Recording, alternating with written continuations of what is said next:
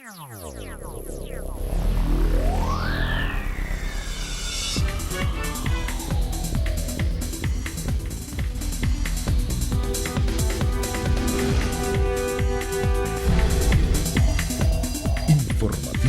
Mira TV está en ti.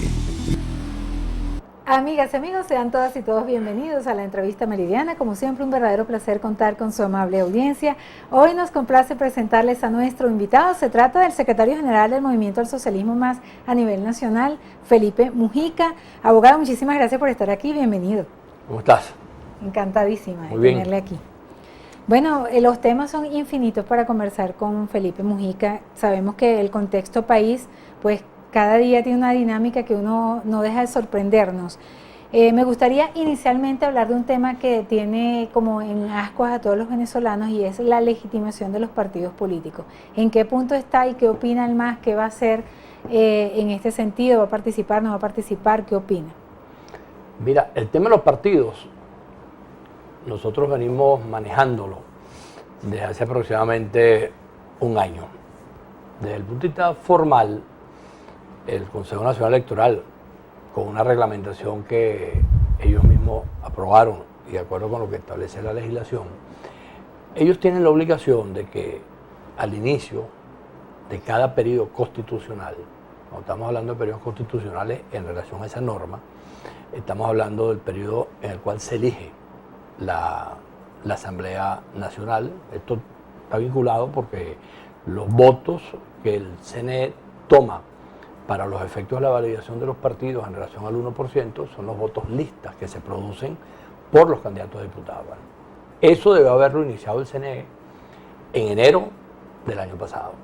No lo hizo. Lo inició en abril. En abril ellos produjeron un aviso, lo insertaron en los medios de comunicación, donde convocaban, creo que a 62 organizaciones políticas, para que decidieran si se iban o no se iban a entrar en el proceso de legalización o de renovación que estuviese planteado. Estos procesos tienen que ver con dos aspectos. Hay uno que está referido a los partidos que han participado en las elecciones y obtuvieron menos del 1%. Esos están obligados a un proceso de renovación. ¿El MAS en qué punto está? Está en ese grupo.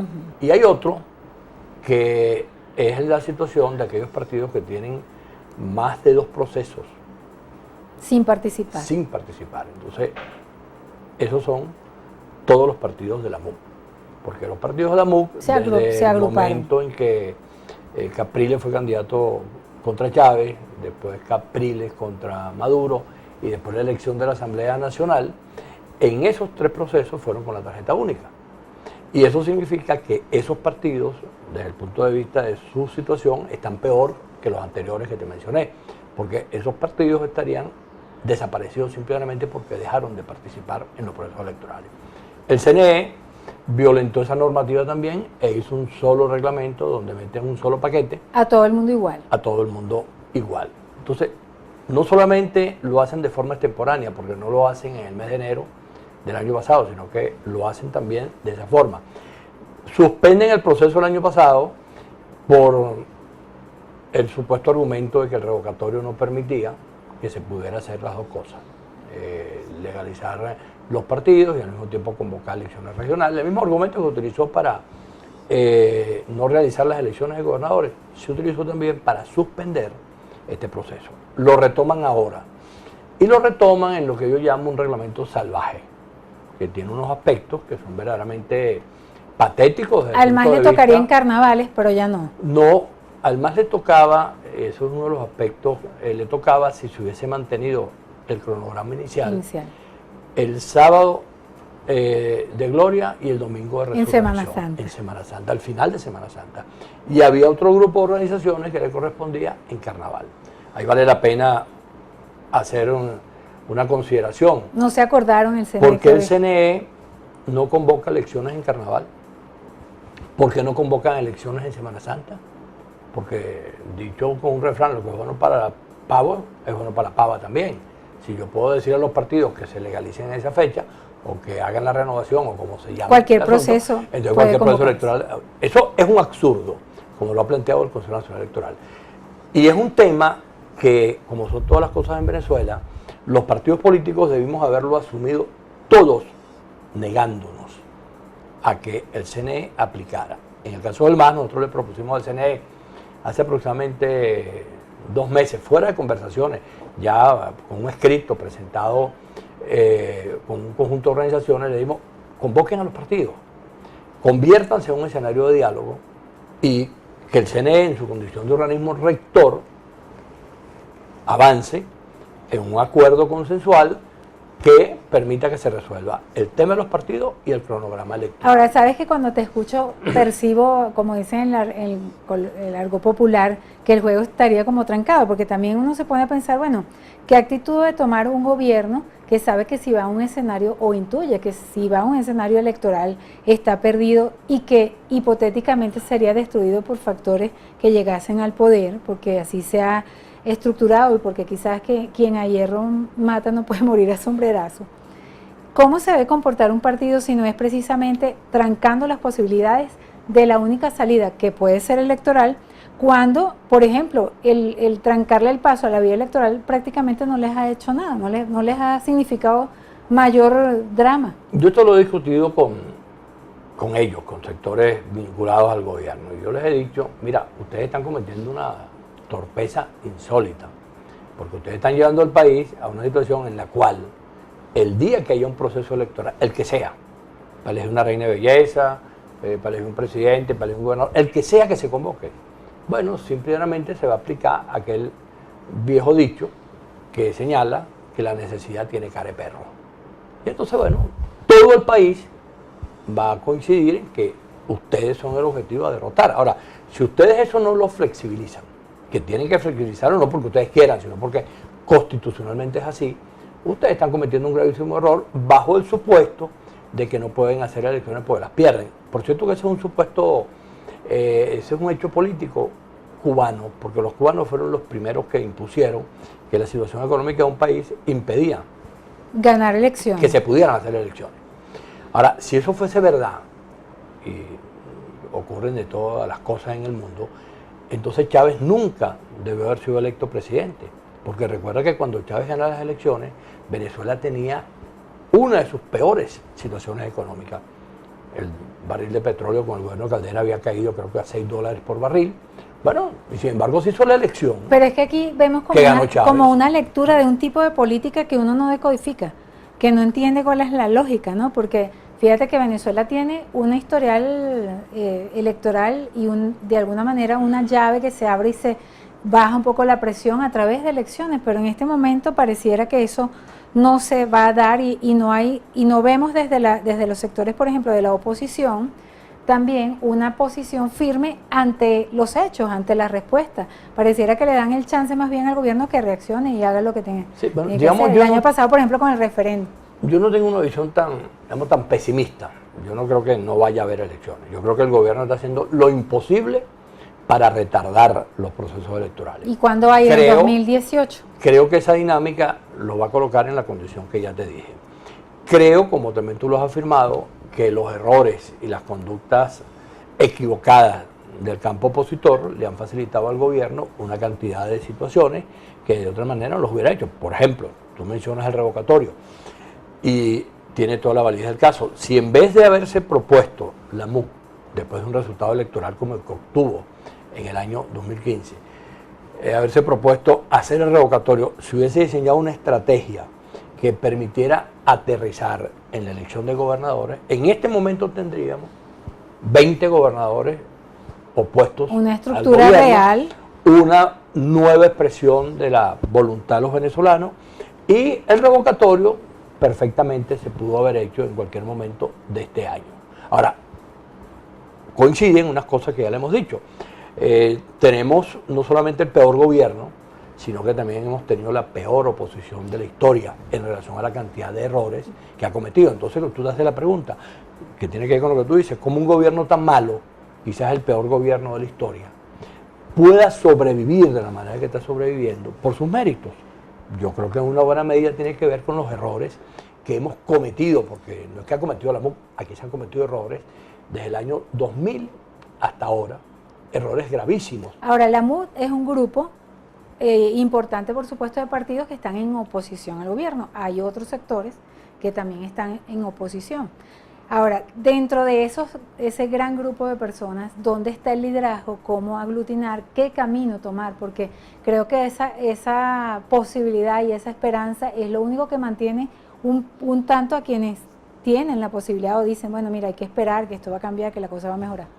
Bueno, yo te comentaba, antes de que iniciáramos el programa, que la primera cosa que tienen que hacerse en Venezuela, los sectores, la sociedad que se opone a todo esto, es poder tener una estrategia. Para poder tener una estrategia, en este caso, es imprescindible que la MUC y todos los sectores políticos que sea necesario que lo hagan, puedan hacer una reflexión sobre los errores cometidos y que permita que esos errores cometidos puedan ser corregidos. Yo te colocaba el ejemplo chileno, te decía que en Chile, Carlos Andrés Pérez convocó a la oposición chilena a Venezuela y tuvieron aquí que reconocer todos los errores que tenían frente a la forma en que venían confrontando a Pinochet y pudieron corregir apoyado en tres cosas. Uno, tenemos que unirnos. Dos, tenemos que ir más allá de lo que somos y buscaron a Patricio Aylwin, que era, por decirlo de alguna manera, en la política chilena, alguien como de la centroderecha, que había incluso apoyado a Pinochet en la primera etapa del golpe.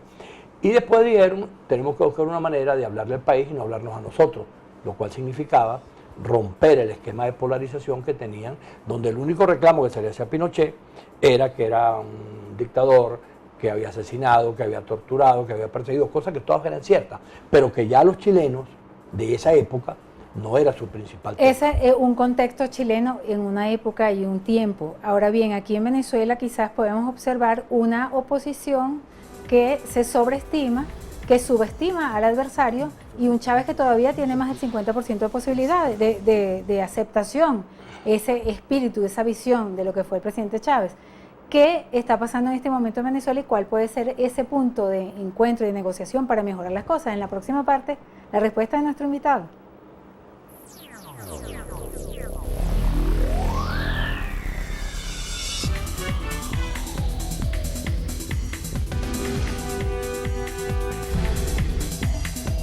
Informativo Mira TV está en ti. Continuamos, amigas y amigos, en la entrevista, hoy conversando con el secretario general del Movimiento al Socialismo Más, Felipe Mujica, y quedamos para conversar acerca de en qué punto está el país, tomando en consideración, bueno, el contexto quizás de la historia de otros países, pero nosotros tenemos una realidad y bueno, a veces hay personas que dicen, pueblo no tumba gobierno, pero hay una presión social, una inflación, un desabastecimiento y una situación económica que cada vez presiona más a la gente, la inseguridad, o sea, dramas que están pasando en esta sociedad venezolana que yo digo, bueno, algo tiene que pasar. Bueno, yo creo que está claro que el contexto en el cual estamos viviendo los venezolanos, este gobierno ni siquiera habiéndolo planificado hubiese llegado tan lejos en el desastre que hoy tenemos. Todo eso que tú has definido, el tema económico, el tema del salario, el tema de la inseguridad, todo lo que tiene que ver con la seguridad social, digamos en un concepto, la pérdida absoluta de la calidad de vida de los venezolanos y la marginalización de la sociedad.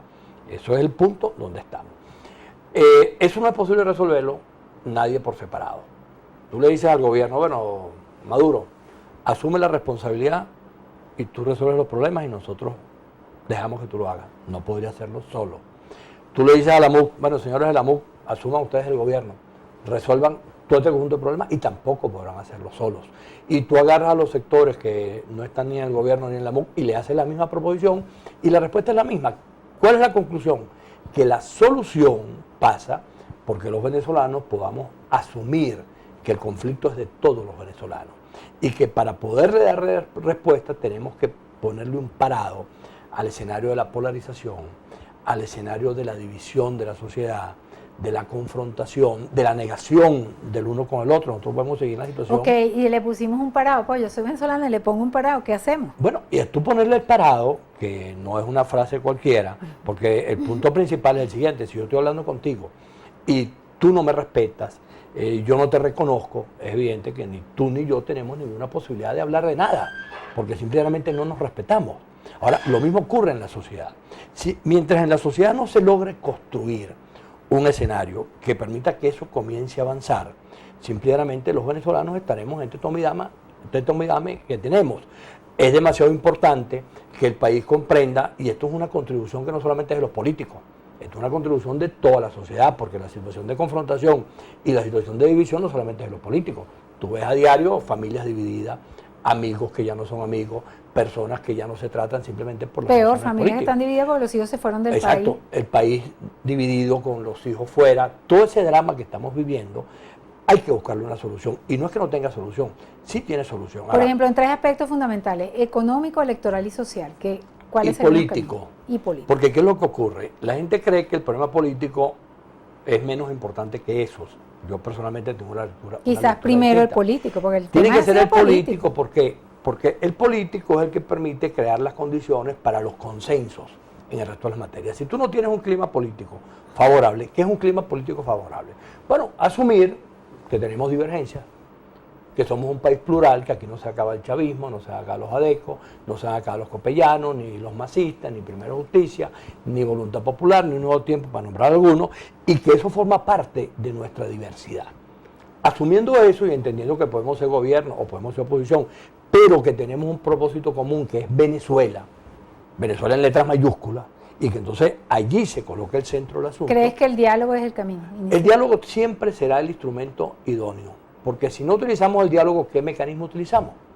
Tú revisas la experiencia mundial y donde no hay diálogo lo que hay es tiro. Guerra y después Y donde hay diálogo. tiro hay un cerro muerto, y después que el cerro muerto viene el diálogo. Ahí está la experiencia La idea es que colombiana eso no que la llegue tenemos aquí. al lado. Uno revisa la experiencia venezolana, entonces la gente dice, no, tenemos que ir al 350, no, tenemos que ir a hacer tal cosa. Y tú ves que esas experiencias, esos son procesos y son instituciones constitucionales, pero una cosa que estén allí y otra cosa que tú tengas la fuerza para hacerlo. Entonces, la experiencia indica que nosotros tenemos que ayudar a que un discurso unitario, plural, que coloque al país en el centro de la preocupación, se vaya paulatinamente abriendo campo. Porque aquí estamos en qué punto. Hay una parte del país que se siente identificada con el gobierno y otra parte del país que se siente identificada con la MUC. Ambas minorías, por cierto, porque tú las sumas, los venezolanos que dicen son partidarios de la MUC y los venezolanos que dicen son partidarios del gobierno, y son menos del 50% de la población. Bueno, esas dos minorías, que son importantes, que tú no puedes desconocerlas igual que a las otras, tienen que tener un factor que emerja. El país todavía no ve ese factor. Yo creo que ¿Y dónde puede estar ese factor? se está construyendo. Yo creo que el simple hecho de que ya la opinión pública diga que no comparte de manera mayoritaria lo que viene haciendo el gobierno o la manera en que la MUC viene haciendo oposición, va indicando que hay un espacio que se va abriendo. Para eso es necesario que un discurso amplio, un discurso que coloque a Venezuela, un discurso plural, un discurso que asuma que la reconciliación, que el diálogo son posibles en Venezuela y que además tenga claro que todos somos venezolanos y todos tenemos la obligación de buscar una solución. Ahora, hay una posición también desde la perspectiva geopolítica de Venezuela muy interesante, porque sabemos que el gobierno tiene sus amigos internacionales y la oposición igualmente. Hay reacciones y posiciones que últimamente son muy interesantes, por ejemplo, el nuevo presidente de Estados Unidos, Amnistía Internacional, quien alertó sobre las detenciones arbitrarias y hace un llamado a que existan voces fuertes por el respeto a los derechos humanos. El trabajo que han hecho algunos factores a nivel internacional para defender o para tratar de hablar por los presos, llamados presos políticos. Desde la perspectiva internacional, la posición del Vaticano, en fin, otros factores que de alguna manera han estado allí presentes, ¿de qué le sirve eso a Venezuela? Eso, ¿cómo nos puede nosotros coadyuvar a construir realmente un camino hacia la paz, hacia el progreso y hacia la reconciliación nacional? No, ese factor es muy importante, no solamente para Venezuela. En este momento lo que es la comunidad de países en el mundo, todas responden de alguna manera al control que organismos internacionales ejercen sobre la forma en que se comportan los gobiernos. Sabemos lo que le ocurre a los gobiernos no democráticos, a los gobiernos autoritarios, y sabemos lo que implica que cada vez haya mayor número de instituciones buscando soluciones que eviten que la calidad de vida vaya cayendo a donde está cayendo la venezolana. Ahora, todas esas instituciones asumen que la manera de resolver los problemas en esas sociedades es generando condiciones de diálogo y condiciones de acuerdo. ¿Qué ha pasado en Venezuela? El diálogo, ya te dije que como institución es indispensable, ha sido implementado de una manera tal que sus actores principales son los que han acabado con el diálogo. Son los que han polarizado. Claro, porque el gobierno ha ido al diálogo. ¿Qué crees tú que no ha sido tan amplio como debería ser? Claro, el gobierno solamente ha ido al diálogo para dividir a la MUC, cosa que ha logrado, por cierto, no sé si con la contribución por sus errores o con mucha facilidad. Y la MUC ha ido al diálogo cuando ha ido completa, que nunca ha ido completa, por cierto, nunca ha ido completa, porque en la primera etapa fueron divididos, en la segunda etapa Voluntad Popular no acompañaba, etcétera.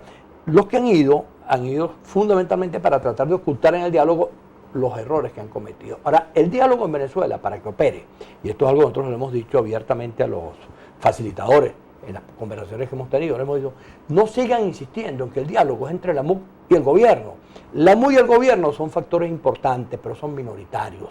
Hay otra parte de la sociedad que tiene que estar ahí. ¿Cuáles son los sectores que tienen deberían que participar? Estar los universitarios, tiene que estar la iglesia, tiene que estar otras organizaciones políticas, los gremios, es decir, tiene que haber una representación del país que asuma que el diálogo tiene un propósito, que es Venezuela, y que garantice que si hay 5, hay 6, bueno, si tú te quieres parar, te paras, pero el diálogo continúa. Porque es el drama de, por ejemplo, en el caso de la MUD, abrogarse exclusivamente la bandera de la oposición. Claro que no la tienen totalmente, y además de eso tienes el problema y el siguiente. que no está en la MUD es no solamente eso, sino que si son dos, enemigo. Se para uno, y como no están en la disposición de un diálogo más o menos organizado, con un propósito, porque ve el caso colombiano.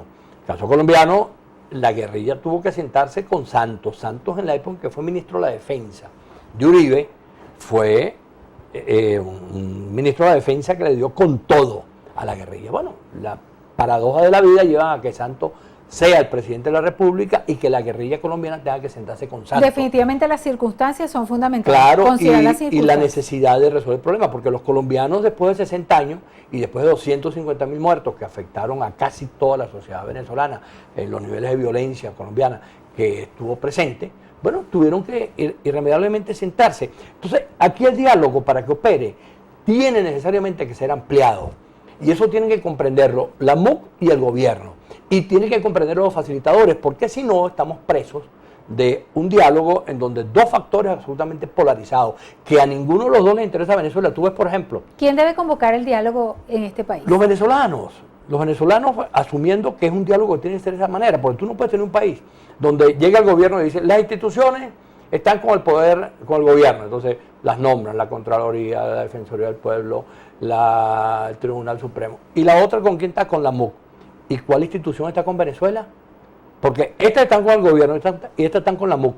¿Y con Venezuela quién es? Entonces, eso es lo que hay que rescatar.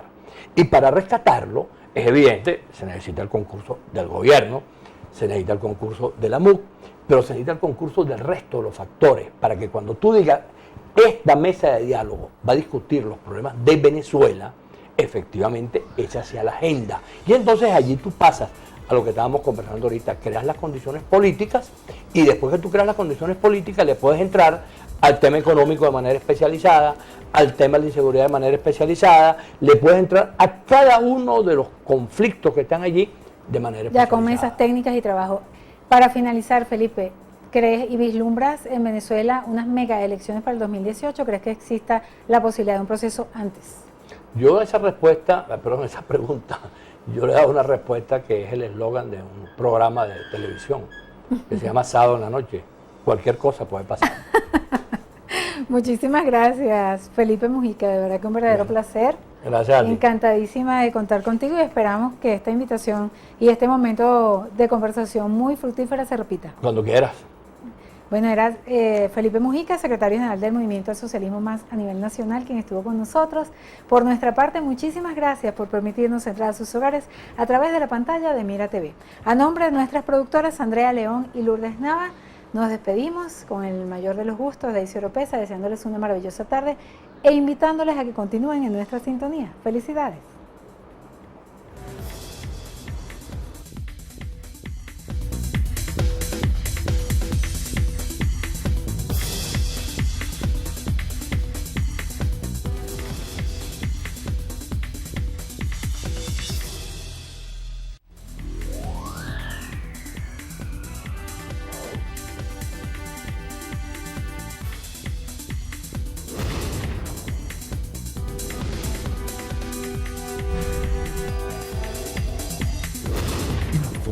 nuevo Mi Vida TV está en ti.